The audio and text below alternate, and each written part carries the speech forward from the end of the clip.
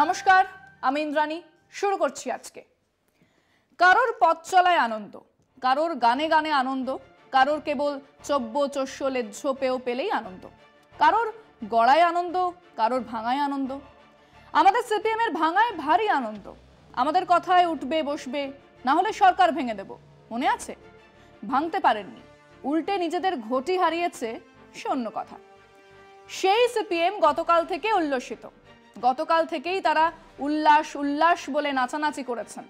আজ জনে জনে বলে বেড়াচ্ছেন মমতা আর জোটে নেই, মমতা আর জোটে নেই।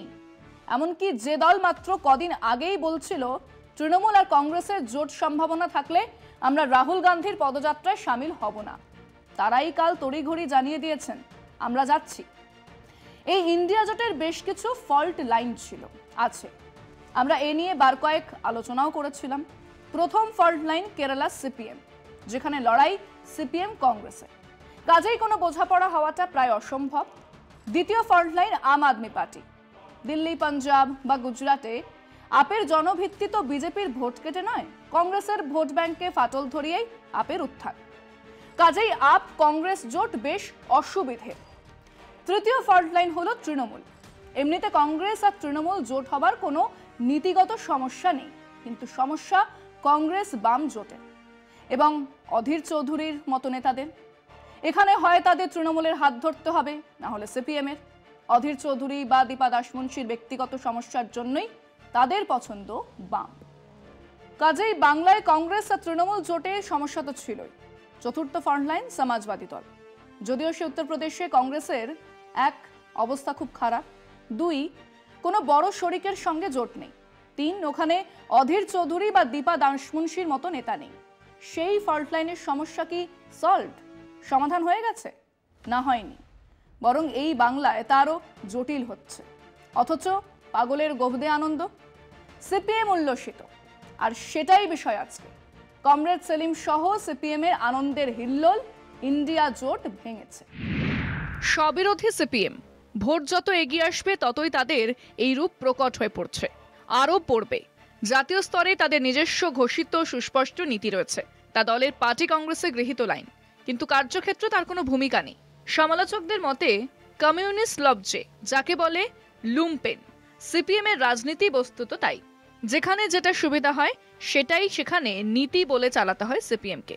তাই কেরলে কংগ্রেসকে উঠতে বসতে গোল দিতে হয়, কেননা সেখানে লড়াই মূলত দ্বিমুখী। কংগ্রেসও অবশ্য কেরলের সীমানার ভেতরেই বামেদের প্রধান প্রতিপক্ষ। আবার বাংলায় প্রায় ৩.৫ দশক রাজত্ব করার পর ক্ষমতাচ্যুত হয়ে বর্তমানে বিধানসভায় শূন্য সিপিএম। তত্ত্বগতভাবে দেশে বিজেপি প্রধান বিপদ বলে ঘোষণা করলেও বাংলায় সিপিএম এর মূল শত্রু কিন্তু তৃণমূল। তাই ইন্ডিয়া জোটের শরিক হলো সিপিএম কেরলে একরকম, বাংলায় আরেক। কেরলে অচ্ছুত কংগ্রেসকে বিজেপির বি টিম বলে অভিহিত করে সিপিএম। সেই সিপিএমই আবার বাংলায় কংগ্রেসের হাত ধরে তৃণমূলের বিরুদ্ধে লড়তে ব্যগ্র। তারা বাংলায় তৃণমূলকে বিজেপির বি টিম বলতেই অভ্যস্ত। এই স্ববিরোধিতাই সিপিএম এর রাজনৈতিক মতাদর্শগত অবস্থানের বিশ্বাসযোগ্যতা নিয়ে স্বাভাবিক কারণেই জনমানসে প্রশ্ন জাগছে, সেটাই অনিবার্য। আমরা সবাই জানি, কংগ্রেসের নেতারা জানেন, বিরোধী প্রত্যেক দলের নেতারা জানেন যে এখনো বিজেপি ভোট শতাংশের হিসেবে সংখ্যালঘু। এমনকি 2019-এর বিরাট জয়ের পরেও ভোট শতাংশের হিসেবে বিজেপির ভোট মাত্র 37%। বড় শরিকেরা তাদের জোট ছেড়েছে। উল্টো দিকের বিরোধী জোটের দলগুলো যদি সত্যি এক জোট হয়ে মাঠে নামে তাহলে বিজেপিকে এমনকি হারানোও সম্ভব। কিন্তু লাগাতার অনৈক্য আর খেয়ের সুযোগে বিজেপি বাড়ছে, তাদের আধিপত্য বাড়ছে। দেশ জুড়ে সরকারি বাম মানে সিপিএম, সিপিআই ইত্যাদিদের নিয়ে একটা কথা তো প্রায় মিথ যে ওনারা বিজেপির বিরুদ্ধে কমিটেড। বিজেপি বিরোধী শক্তি হিসেবে দেশের অন্যতম রাজনৈতিক গোষ্ঠী সেই বামেরা ইন্ডিয়া জোটেও আছেন, কিন্তু তাদের সংসদীয় রাজনীতির লড়াইটা কাদের সঙ্গে? তারা এখনো ক্ষমতায় আছেন কেরালাতে, সেই কেরালা যেখানে তারা সারাটা বছর লড়ছেন কংগ্রেসের সঙ্গে। কেবল লড়ছেন না, প্রায় প্রতিদিন বিবৃতি দিয়ে জানাচ্ছেন যে কংগ্রেসের জন্যই বিজেপি এখানে শক্তিশালী হয়েছে। কংগ্রেস হলো বিজেপির বি টিম। সামান্য কিছু শক্তি তাদের আছে রাজস্থানে, তো সেখানে তারা কাদের বিরুদ্ধে লড়ছেন? সেখানেও তাদের লড়াই এতদিন ছিল কংগ্রেসের বিরুদ্ধে। কদিন আগেই যে বিধানসভা নির্বাচন হলো সেখানে কংগ্রেসের বিরুদ্ধেই তারা প্রার্থী দিয়েছেন। কংগ্রেস এবং বিজেপিও দুজনকেই হারানোর ডাক দিয়েছেন ওই সব কেন্দ্রগুলো থেকে। একটাতেও জেতেননি, সেটা আলাদা বিষয়। চলুন তেলেঙ্গানাতে, সেখানেও তারা প্রার্থী দিয়েছিলেন। সেই কেন্দ্রগুলোতে বিজেপি এবং কংগ্রেস দুজনকেই হারানোর ডাক দিয়েছিলেন। মানুষ শোনেনি, সেটা আলাদা বিষয়। এই বাংলায় তাদের আরেক রূপ, এখানে হাত ধরে তুমি নিয়ে চলো সখা।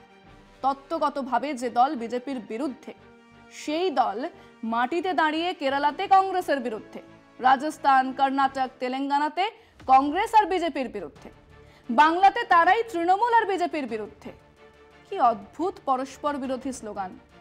বাংলায় তৃণমূল বিজেপির বি টিম, কেরালাতে কংগ্রেস বিজেপির বি টিম। সেই তারাই ইন্ডিয়া জোটের অন্যতম শরিক। অন্তত বৈঠকগুলোতে গিয়ে বসছেন রাহুল গান্ধীর পাশেই, অথচ সেই ইন্ডিয়া জোটের কমিটিতে ওনারা থাকবেন না, কারণ সেখানে মমতা আছেন।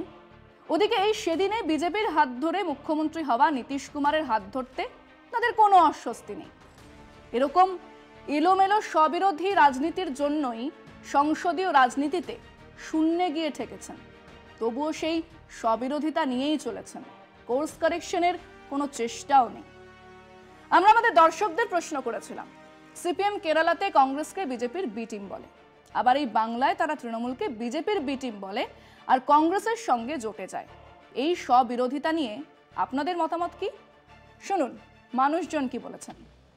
সিপিএম এর দ্বিচারিতা ছাড়া আর কিছু নয়। ওরা আগে ঠিক করুক যে ওরা কংগ্রেসের সঙ্গে জোটে আছে কি জোটে নেই, আগে সেটা ঠিক করুক। মতো নিজেদের ক্ষমতা কী দখল করবো, কে কাকে ল্যাং মারতে পারবো, কে কাকে বিটিম বলবো, কে কাকে সিটিম বলবো, কে ডিটিম বলবো, এই বলে আলটিমেটলি এখানে কংগ্রেস ওখানে বিটিম হচ্ছে কেরলাতে। বাংলায় কিন্তু কংগ্রেস আবার তৃণমূলের সঙ্গে হাত ধরার চেষ্টা করছে। তাহলে ওখানে যদি বিটিম হয় তাহলে তোমার গোটা ভারতবর্ষ বিটিম বলো কে? তোমাদের যেহেতু এখানটাই তৃণমূলকে বিটিম বলছো, ওখানে কংগ্রেস বিটিম, বাংলায় তোমার কংগ্রেস হাত ধরে চলবে। রাহুল গান্ধী জোট করুক কি না জোট করুক, রাহুল গান্ধী বা ওদের যে ইন্ডিয়া টিম ও কোনোদিন আসবে না আমার মতে। কারণ এখন যদি লোকসভা ইলেকশনের কথা বলি, এখন সর্বোপরি নরেন্দ্র মোদী আছে। নরেন্দ্র মোদীর মতো লিডারশিপ এখন আমাদের ইন্ডিয়াতে নেই। এখন মত বলতে সিপিএম তো পশ্চিমবঙ্গে শূন্য। এখন A+B যদি হয় তো সিপিএম কার এ টিম কার বি টিম এটা জনসাধারণ নির্ণয় করে দিয়েছে, ভবিষ্যতে আবার করবে। উনি রাহুল গান্ধী তো জোট নিয়ে কথা বলছেন, উনি তো জোটের পক্ষে, কিন্তু অধীর চৌধুরীর মাথা খারাপ হয়ে গেছে। হ্যাঁ, যার কারণে উনি উল্টাপাল্টা বকছেন। উনি মনে করেন উনি যেন শের। হ্যাঁ, শোনা সেইভাবে হবে না। অধীর চৌধুরী এমনিতে নিজের ঘরে জিততেই পারেনি, ও কি যে করবে। সিপিএম আর নাই, সিপিএম সারা ভারতবর্ষ মুছে গেছে। না, সব বিরোধিতা নয়, এটা সিপিএম এর দ্বিচারিতা। সিপিএম কোথায় কি বলে, ওদের কোনটা কোথায় কার বিরুদ্ধে কি লড়াই করবে তাই জানে না। 2019-এর লোকসভা নির্বাচনে সারা বাংলার মানুষ দেখেছে সিপিএম এর ভোট বিজেপিতে গেছে এবং বিজেপির বিরুদ্ধে গোটা ভারতবর্ষে একমাত্র লড়াই করছে তৃণমূল কংগ্রেস, মমতা বন্দ্যোপাধ্যায়, অভিষেক বন্দ্যোপাধ্যায়। সিপিএম এই দ্বিচারিতার জন্যই আজকে পশ্চিমবঙ্গে তার অবস্থা খারাপের দিকে, শূন্যের জায়গায় চলে এসছে। আমার মনে হয় সিপিএম এই জায়গা থেকে সরে গিয়ে একলা চলার পথেই বাঞ্ছনীয়। সিপিএমের কোনো অস্তিত্বই নেই বাংলাতে। বাংলায় সিপিএম পুরো শেষ, ওদের আর কোনো অস্তিত্ব না আছে, কোনো এমপি না আছে, কোনো এমএলএ। ওরা মানুষ ওদিকে দেখলে এখন ঘৃণা করে। বরাবরই সিপিএম সুবিধাবাদী রাজনীতি করে। আমরা দেখেছি ইউপিএ সরকার থাকাকালীন সিপিএম সুবিধা নেওয়ার জন্য কংগ্রেসের সঙ্গে জোট করলো এবং সুবিধা যখন পেল না তখন সে বেরিয়ে আসলো। দেউলিয়া সিপিএম এদিক ওদিক করে যা বলে বেড়াচ্ছে, আমাদের ওসব দেখার দরকার নেই। আমাদের সারা ভারতবর্ষ জুড়ে মমতা ব্যানার্জির নেতৃত্বে আমরা যেরকম লড়ছি আমরা লড়বো। সিপিএম যে ওদের কথা বাদ দেয়, ওদের কোনো অস্তিত্ব নাই এবং ওদের কোনো কথা দামও নাই। রাহুল গান্ধীর কোনো অস্তিত্বই নেই হিসাব মতো বলা যাচ্ছে, কারণ উনি একবার এদিকে দৌড়ায় একবার ওইদিকে দৌড়ায়। এদিকে বলছে দিদি ভালো, এদিকে আমি জোট চাই, এদিকে আবার বলছে জোট চাই না, দিদির সাথে আমার ভালো মন্দ ভালো রিলেশন আছে। তো এই করলে কি দেশ চলবে? উনি কি প্রাইম মিনিস্টার হতে পারবে? জীবনও হতে পারবে না। বামপন্থী এখন পাগলের মতো দশটা, ওরা উল্টা পাল্টা মানুষের সঙ্গে মানুষকে যেভাবে প্রচারে ওরা আসতে পারে এবং সামনে নির্বাচনকে তাকিয়ে, কিন্তু মানুষ বুঝে নিয়েছে যে বামফ্রন্টে কিন্তু অস্তিত্ব নেই। আমাদের বাংলায় কংগ্রেস ও তৃণমূল জোট হয়ে সিপিএমকে আমাদের রাজ্য থেকে বিদায় করেছিল, তাই এরা বর্তমানে সব বলছে যে বিটিম। এটা তো ঠিক নয়। সিপিএমের এখন বর্তমানে যা পরিস্থিতি, ওদের নিজেদের কোনো অস্তিত্ব নাই, তাও টিকে থাকার জন্য বলে একটা প্রবাদ আছে না, গায়ে মানে না আপনি মোড়ল, সেরকম ওদের অবস্থা। যে যেখানে শক্তি বেশি সে লড়াই করে আসন পাবে। বিজেপির সাথে মমতা ব্যানার্জির একটা সখ্যতা হয়েছে। জোট তো দেখুন হবে না, অ্যাকচুয়ালি এই জোট হতেই পারে না। রাহুল গান্ধী চান্স নিচ্ছে যদি জোট করে মানে কিছু ভোট পাওয়া যায়, অ্যাকচুয়ালি কিছুই হবে না, যেরকমভাবে ওইভাবেই চলতে থাকবে, মারামারি কাটাকাটি এসব চলবে। সিপিএম তো সে, তাহলে সিপিএমের কথা বাংলা মানুষ ভাবেও না তৃণমূল ছাড়া। কংগ্রেস ওখানে বিজেপির বি টিম, আর এখানে তারা সবসময় বিজেপির বিরোধিতা করে, কিন্তু এখানে তারা কংগ্রেসের সাথে জোট বাঁধছে। অদ্ভুত তাদের চরিত্র, এই চরিত্র বিগত দিনেও সিপিএম সম্বন্ধে আমরা দেখেছি।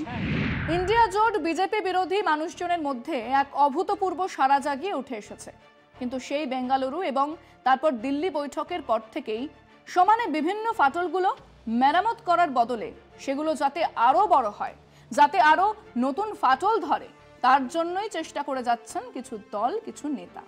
আগামী দিনে এই বিবেচনাহীন রাজনীতির পরিণাম যে খারাপ হবে তা বলার অপেক্ষা রাখে না।